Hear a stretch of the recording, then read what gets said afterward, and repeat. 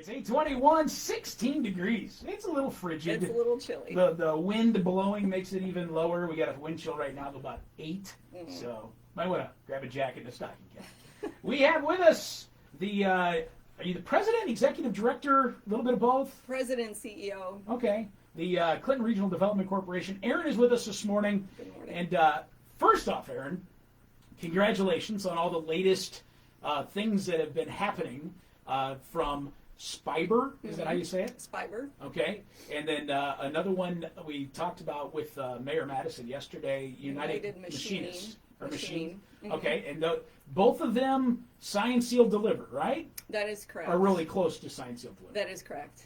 Okay. So as soon as they go public, that's Right. typically the case. So Yeah. now they're public. And Spiber is going to be located in South Clinton. In South Clinton. Next Working to very ADM. closely with ADM. Right. Mm-hmm. And what now? I watched the video on them that you guys released. They take like some of the waste from ADM or the polymer plastic stuff, and then they use that for insulation in. No, they create like a new fiber, literally. Okay. Like a new string or spun, something, Yeah, right? a new Yeah. spun fiber. So, but it's all bio. It's all biodegradable. It's all a Yeah. natural product. So very high tech, very innovative. Yeah. I mean, so literally for Clinton, obviously we have a lot of manufacturing, right? There's no question about that. But to have something this innovative, like this cutting edge, coming to Clinton, I think is a huge deal. You know, we talk about intellectual property. You and I haven't necessarily talked about that, but within economic development, that really is the wave of the future. I mean, you have Absolutely. traditional kind of old school manufacturing, and then you have like high tech, intellectual property, patented type, really high tech stuff that really in the end creates higher paying jobs for Yeah. one thing. I think that's important. Then they also need like research and development, which also is typically a higher paying job. So, I mean, just the idea of being able to attract, yes, it'll be manufacturing to some extent, but the fact that it's very high tech and innovative and therefore would create higher paying jobs is also really important for us. Now, this is a Japanese company? Japanese company, relatively new. They'll probably still be considered a startup, but they've been around for a couple of years now. And so the team is quite young. You and I were just talking about a young team of people, including like the new president of what is called Spiber America LLC. So it's their affiliate here in the United States.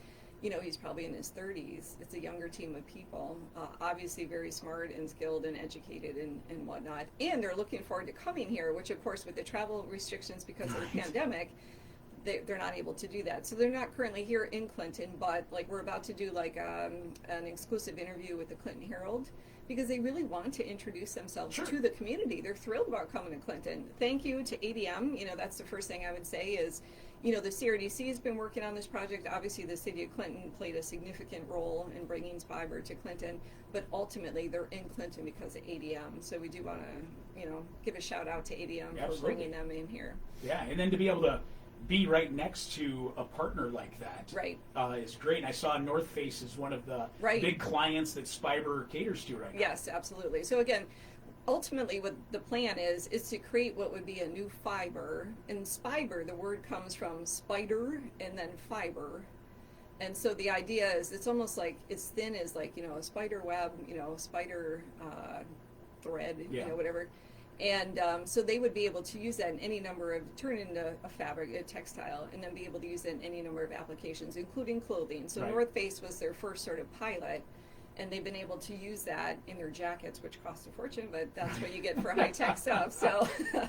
and they look beautiful too, but just really, you And know, it's again, all biodegradable. it's all biodegradable. That's awesome. All biodegradable. And so again, the science of it is above my head. Like I'm not a chemist or Right. something like that, but I get Me that it's too, I'm like, I don't high-tech know. and Yeah. innovative, and we're thrilled to have them here in Clinton. That's exciting, and they're going to start relatively small as far as staff wise and workers, but they plan on growing Yes. and rather quickly too, if I Right. understand correctly. So the key thing is, a lot of people have asked about the jobs. It is a lower number to start, but that's because they're partnering with ADM, who has its own employees that will be working on this, and ADM might create some new jobs because of this as well. So those aren't necessarily being counted. Right.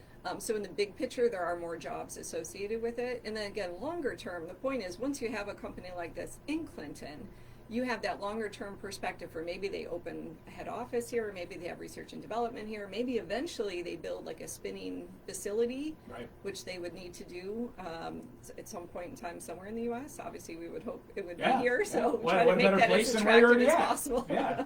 So we always look again at the longer term perspective. Sure. Well, and that's the exciting part of that is the longer term and what could be coming in the near future. But then we talked about the other United Machining. I'll get that right soon. They're going to actually locate downtown if everything goes right to the zoning board, right? Yeah, which is awesome. So, to your point, so we've worked with the Planning Commission, the City of Clinton's Planning Commission. We already went through that process.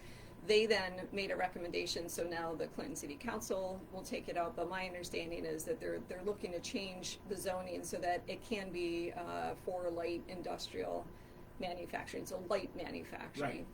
And, it is right in downtown Clinton along the waterfront. They would be neighbors to us. My building is the Armstrong building Right. in downtown Clinton. They're right down the street. So it'd be like 7th and 1st.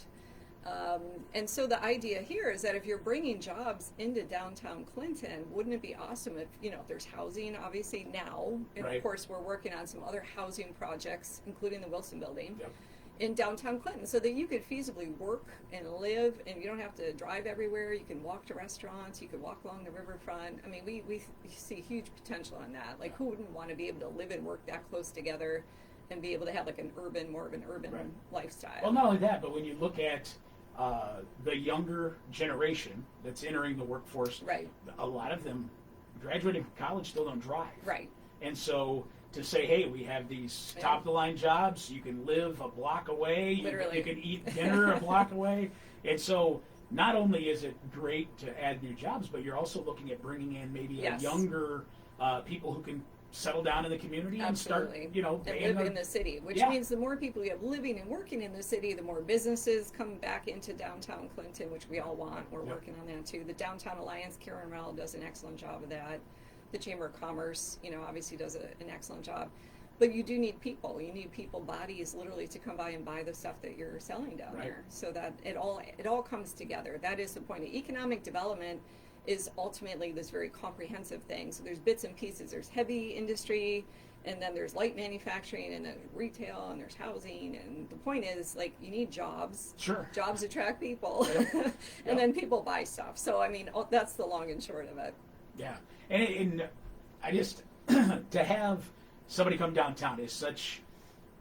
I don't want to say unique because people have been doing it for years, Mm-hmm. but it's a unique opportunity for Clinton right now Right. because we don't have Right. a lot of manufacturing looking to come down into our main cog Right. of industry and Right. our people. Nor So do we have it's- a lot of space. Right. This I think was unique in the sense that Dennis Lauber was the broker who brought this company in, and there aren't a lot of buildings per se in downtown Clinton that would work Right. for certainly manufacturing. Obviously for retail and for restaurants, yes, right. But we're talking about like light manufacturing.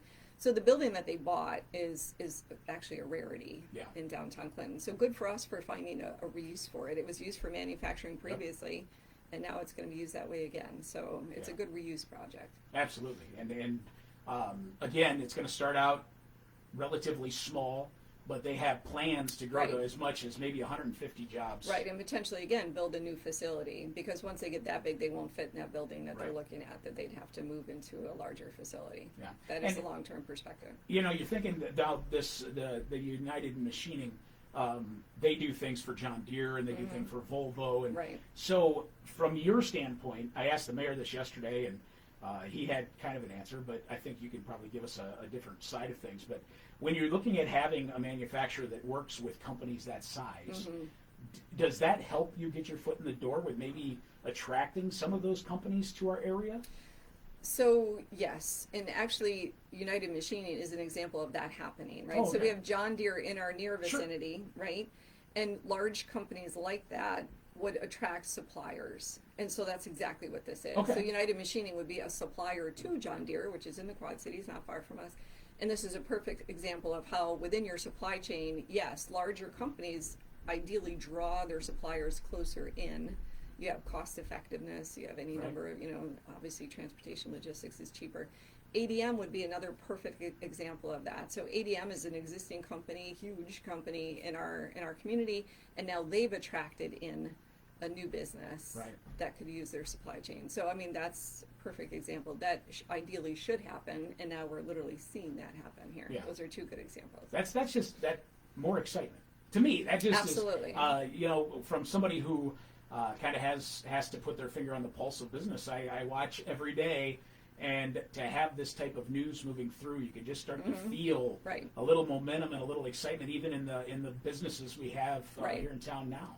For sure. And so I'm going to reiterate one thing that we've talked about already, which is that if you're listening now or watching and you're thinking to yourself, okay, well, I don't work in manufacturing, but I get the fact that all these new jobs are being created.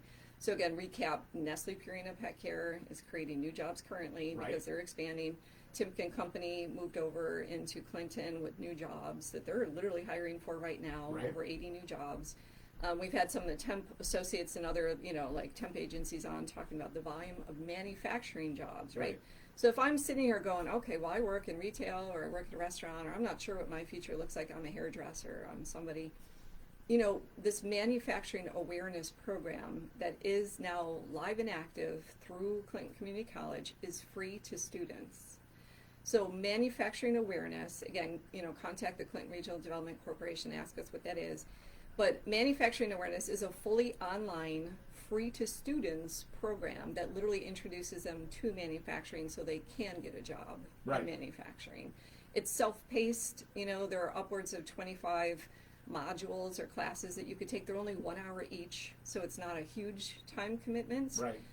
But again, the idea is that first it introduces you to manufacturing, and then the companies who are paying attention are trying to hire people out of that program. So it should be a win-win. Yeah, fantastic. So manufacturing awareness through Clinton Community College, it is free to students. So if anyone's interested, let us know. If you're interested in getting into manufacturing, there's tons of jobs available. Right. Let us know and let us help you figure that process out. Yeah, and there was when I was coming up years and years and years ago, there was almost a nose turned up towards manufacturing. You had to go to college. You had to get a white collar job or what have you.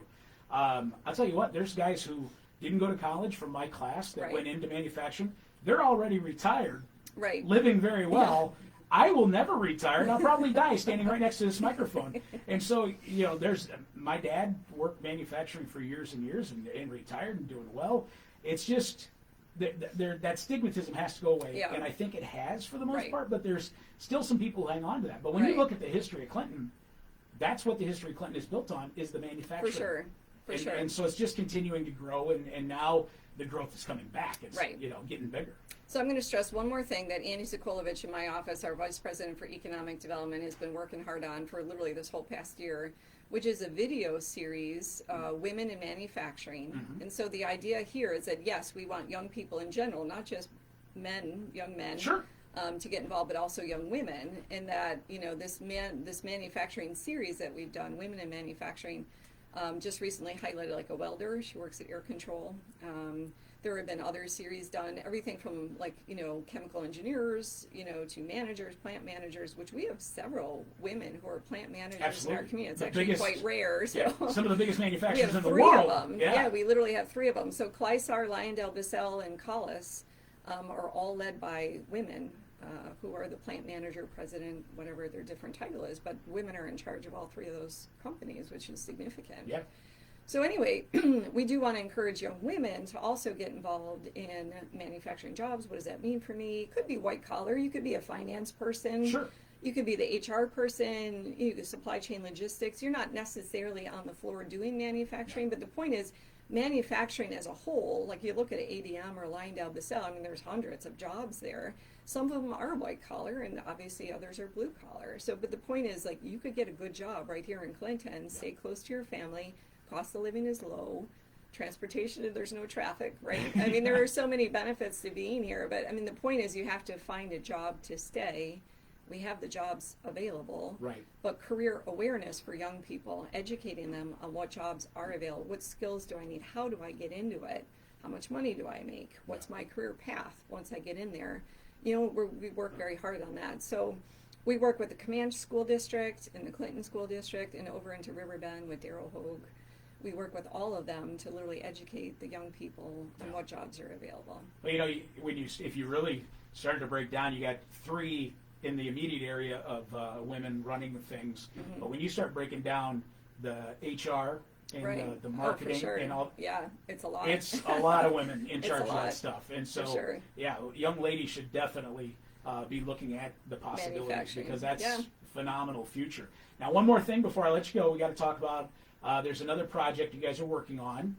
It's the Ping project or Peony. Peony project. Like I'm the horrible. flower, Project All right, Peony. horrible. So Peony project is another project that could be bringing a large manufacturer to the area. Right. Can you give us? I know you can't talk a lot about it because you guys got to keep everything under wraps. But Right. is there anything you can tell us or give us a little update on it? Right. So Project Peony came and visited us in person the week of November 9th here in Clinton. Right. So we took them out to the rail park, which is where they're looking. And they got to speak with other employers in the area. So they talk about things like, again, like hiring practices, salary, things like that. They also talked to Clinton Community College. Can we customize a workforce development program if we come here to town? Which the answer is yes. Yeah. And then other business leaders. We actually managed to have a small kind of meet and greet dinner for them. Usually you try to wine and dine and schmooze people when they come to town. Obviously, currently it's a little more difficult, Right. but we did manage to go out to the Wild Rose and had a lovely little small-scale dinner for them just to, introduce them to some additional people. Again, the team is quite young, like in their 40s young, with small children. So we focus on having people like Andy Sokolovich, Steve Clements, who's our board chair. They both have young children in the local school system Right. here in Clinton or Comanche. And so that was really the focus, trying to talk about like housing and quality of life and stuff like that. Whereas during the day, we talked about the utilities and gas and electric and rail and all The that, business all side the of important things, stuff. So in 2 days' time, I think we were able to give them a pretty good overview of who we are, what we have to offer. The rail park itself, I think, meets their criteria. But then there are costs involved, and like the price of corn and price of other things here, matters to them. Incentives from the state, the state leads the drive when it comes to incentive packages. So, we'll see how it goes. So the point is, we were one of 4 sites that they were looking at. Their next step now is to drop it down to the top 2 sites. So we're hoping to find out maybe in December, maybe in January, if we make it into the top 2. And then incentives will probably become the focus of the discussion at that point in time. Right. Again, congratulations to you and Andy and your efforts and all of the folks from the mayor down to your board of directors and stuff that are putting all this effort in. And if people here in Clinton are not excited by all of this Right. news, they got serious issues. No, I just want to say, shout out to the city of Clinton, to Matt Brook, Jason Kraft, Mayor Scott Madison, their whole team over there, because it is critically important. I mean, with ADM, they played a significant role. Obviously, at the rail park, they own land as well and own the rail out Right. there. So it's a team. It's definitely a team effort. And IEDA, the Iowa Economic Development Authority, which is a state Right. economic development group, we work very closely with them. So it is definitely a team effort. But we're so excited that we literally are in 2020, the craziest year that any of us have ever known. On the economic development side, certainly industrial development side, we're going gangbusters. Like Right. we've never been this busy before. So, we try to temper that. I said this when I was at Clinton County giving a briefing the other day virtually, that we do try to temper the excitement because we are excited and we have a lot to celebrate.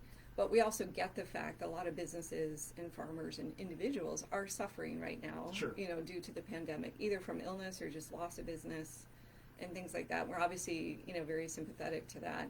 But at the same time, as a community, we're trying to be future focused, literally. Like, okay, yes, in 2020, we unfortunately have some economic losses, and it's not a great situation for a lot of people, but we have new jobs coming in, and there's hope. Right. Like, there's hope on now, not just on the horizon, but literally now, that people are hiring and things are moving forward. So we're trying to balance that out. Yeah.